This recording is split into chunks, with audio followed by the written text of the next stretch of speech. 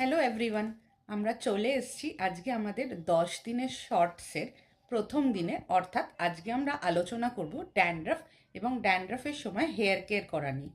ড্যান্ড্রাফে সাধারণত আমাদের স্ক্যাল্পে বা ত্বকে ফাঙ্গাসের পরিমাণ অনেকটা বেড়ে যায় এবং এই ফাঙ্গাসগুলি ত্বকের তৈলগ্রন্থি বা অয়েল গ্ল্যান্ডকে অ্যাটাক করতে আরম্ভ করে। এই জন্য ড্যান্ড্রাফকে মেডিকেল পরিভাষায় বলা হয় সেবোরিক ডার্মাটাইটিস। সেবোরিক অর্থে তৈলগ্রন্থি অ্যাসোসিয়েটেড এবং ডার্মাটাইটিস অর্থে ইনফ্ল্যামেশন।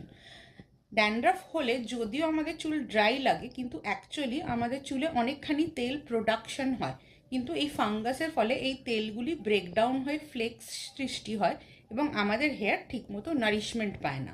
তার জন্যে আমাদের স্ক্যাল্প অয়েলি লাগে, কিন্তু এন্ডসগুলো খুব বেশি ড্রাই ও ফ্রিজি হয়ে যায়। ড্যান্ড্রাফ ট্রিটমেন্টের জন্য সাধারণত ডাক্তাররা আপনাদের অ্যান্টিফাঙ্গাল শ্যাম্পু প্রেসক্রাইব করে থাকবেন।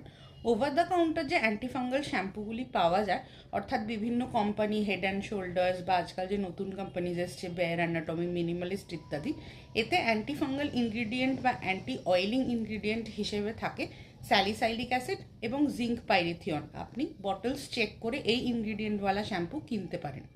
যদি এতে না হয় তবে আপনি ডাক্তারের কাছে গিয়ে অ্যান্টিফাঙ্গাল দেওয়া শ্যাম্পু প্রেসক্রাইব করে নিতে পারেন। মোস্ট কমনলি যেটা দেওয়া হয় সেটা হচ্ছে কিটোকোনাজল শ্যাম্পু। যদি তাতেও কন্ট্রোল না হয় তাহলে ডাক্তাররা অন্যান্য অ্যান্টিফাঙ্গালও আপনাদেরকে প্রেসক্রাইব করতে পারেন। ড্যান্ড্রাফের সময় অ্যান্টি ড্যান্ড্রাফ শ্যাম্পু ইউজ করার ফলে স্ক্যাল্প থেকে অয়েল তো কমে, কিন্তু তার সঙ্গে চুলও খুব রুক্ষ বা ফ্রিজি হয়ে যায়।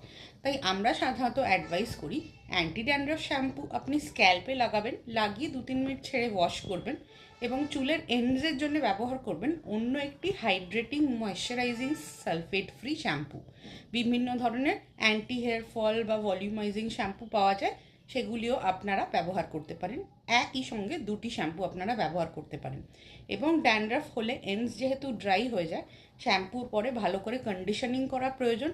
তবে কন্ডিশনার যেহেতু একটি তেলতেলে জিনিস, ওটি যেন স্ক্যাল্পে না লাগে, অন্তত 1-2 ইঞ্চি ছেড়ে লাগাতে হবে, সেটি খেয়াল রাখবেন। শ্যাম্পু এবং কন্ডিশনিংয়ের পরেও ব্যবহার করতে পারেন লিভ ইন কন্ডিশনার, যাতে চুলটা আরও একটু ভালোভাবে ম্যানেজেবল হবে। মনে রাখবেন ড্যান্ড্রাফ একটি ক্রনিক সমস্যা। এটিকে যতই ট্রিটমেন্ট করুন এটি কিন্তু পুরোপুরি ঠিক হবে না।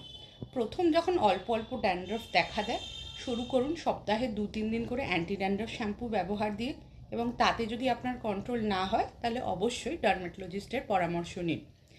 এমনি ঘরোয়া টোটকা বলতে কিন্তু ড্যান্ড্রাফে তেল ব্যবহার করা একদমই উচিত নয়। টি ট্রি অয়েল এবং কিছু কিছু ক্ষেত্রে আর্গান অয়েল কিছুটা কাজ করে, তবে অবশ্যই এগুলিকে ক্যারিয়ার অয়েলে মিশিয়ে ব্যবহার করবেন বা এগুলি দেওয়া শ্যাম্পু আপনি ট্রাই করতে পারেন।